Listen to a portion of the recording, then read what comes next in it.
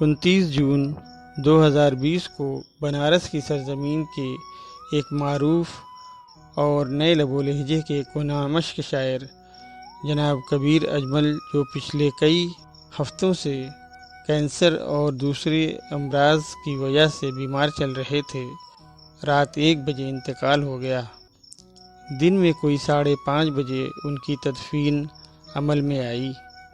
بزرگ اور کناں مشق ادیب و شاعر جناب شاد عباسی صاحب اپنی کتاب مدن پورہ کی انصاری برادری میں کبیر اجمل کے بارے میں تحریر کرتے ہیں۔ کبیر اجمل 21 مئی 1967 کو مدن پورہ کے ایسے گھرانے میں پیدا ہوئے جو صوفیاء کرام اور پیران طریقت سے منور و مزین تھا، جہاں کشف و کرامات، سلسلہ، تسبیح، مصلی جیسے الفاظ گونجتے تھے، جہاں حال و قال میں حافظ شیرازی کے کلام کی گونج شامل تھی، جہاں شعر و شاعری سے شغف رکھنے والے خدا ترس بزرگ بھی تھے۔ کرم شاہ، اصل نام کریم اللہ شاہ کے نام سے آپ کا خاندان مشہور ہے۔ ساجد بنارسی، جن کا ذکر ڈاکٹر امرت لال عشرت نے بھی اپنی کتاب سخن ورانِ بنارس میں کیا ہے، آپ کے دادا کے حقیقی بھائی تھے۔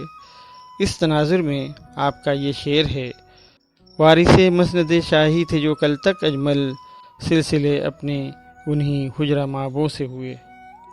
درمیانہ قد، کھلتا ہوا رنگ، مسکراتا چہرہ، اور سنجیدگی کے ساتھ ان کی گفتگو اور رفتار میں درمیانہ روی تھی۔ 17 سال کی عمر میں شاعری کی شروعات کرنے والے کبیر اجمل حافظ شوکت مجید صاحب کے شاگرد تھے۔ معروف شاعر خالد جمال اور مائل انصاری وغیرہ ان کے ہمجولیوں میں تھے۔ ان کا پہلا مجموعہ منتشر لمحوں کا نور 2007 میں جب منظر عام پر آیا تو ادبی حلقوں میں حیرت و استعجاب کی لہر دوڑ گئی۔ ان کی شاعری پر پروفیسر حنیف نقوی، جناب یعقوب یاور، جناب شمس الرحمن فاروقی، جناب نصرت ظہیر، جناب شمیم طارق، پروفیسر عبدالقوی، جناب نجیب رامش، جناب یوسف ناظم وغیرہ نے اپنی رائے کا اظہار کیا ہے۔ مرحوم کبیر اجمل کے بارے میں عبدالاحد ساز فرماتے ہیں: آپ کی غزلوں میں فارسی تراکیب اور عطف و اضافت کے تخلیقی برتاؤ نے جہاں ایک حسن اور چاؤ پیدا کیا ہے، وہاں معنویت کے شعری اظہار کی پیچیدہ سہولتوں و خمیدہ گنجائشوں کو ایک ارتکاز کے ساتھ سنبھال بھی رکھا ہے۔ اردو شاعری کی موجودہ محبوس اور ٹھہری ہوئی فضا میں آپ کی شاعری باد صبا کی روانی فراہم کرتی ہے۔ جناب یعقوب یاور فرماتے ہیں: کبیر اجمل کی شاعری بظاہر اپنی ذات کے ارد گرد کی شاعری معلوم ہوتی ہے۔ اس سے یہ گمان قوی ہونے لگتا ہے کہ انہیں غم دورہ یا غم دیگراں سے کچھ لینا دینا نہیں ہے، لیکن یہ ایک حسین مغالطہ ہے۔ دراصل کم و بیش ہر شاعر کائنات کا سفر اپنی ذات کے وسیلے سے ہی کرتا ہے، یا یوں کہیں کہ ہر ذات میں اپنی ایک کائنات پوشیدہ ہوتی ہے جو دوسروں کے لیے بھی لائق توجہ ہو سکتی ہے، تو شاید زیادہ قرین حقیقت ہوگا۔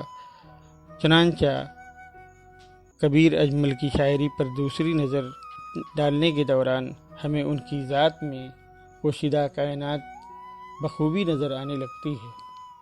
اور آخر میں ان کا یہ کلام سماعت فرمائیں: عذاب جھیل کے خوابوں کی حد میں لوٹ گئے، خزاں رسیدہ گلابوں کی حد میں لوٹ گئے۔ عذاب جھیل کے خوابوں کی حد میں لوٹ گئے، خزاں رسیدہ گلابوں کی حد میں لوٹ گئے۔ میں عمر رفتہ کو آواز دینے والا تھا، میں عمر رفتہ کو آواز دینے والا تھا، تو سب حوالے کتابوں کی حد میں لوٹ گئے۔ اڑاؤ شوق سے یاروں پہ سرخ و سبز صفوف، اڑاؤ شوق سے یاروں پہ سرخ و سبز صفوف، کہ ہم بھی آج عذابوں کی حد میں لوٹ گئے، کہ ہم بھی آج عذابوں کی حد میں لوٹ گئے۔ تمہیں تو سر پھری موجوں کو فتح کرنا تھا، تمہیں تو سر پھری موجوں کو فتح کرنا تھا، یہ کیا ہوا کہ سرابوں کی حد میں لوٹ گئے، یہ کیا ہوا کہ سرابوں کی حد میں لوٹ گئے۔ اب اپنی ذات کے جنگل میں ہے ہما کی تلاش، اب اپنی ذات کے جنگل میں ہے ہما کی تلاش، ہنر تو سارے کتابوں کی حد میں لوٹ گئے، ہنر تو سارے کتابوں کی حد میں لوٹ گئے۔ قلم کی نوک جب آئینہ بن گئی اجمل، قلم کی نوک جب آئینہ بن گئی اجمل، تو سارے چہرے نقابوں کی حد میں لوٹ گئے، تو سارے چہرے نقابوں کی حد میں لوٹ گئے۔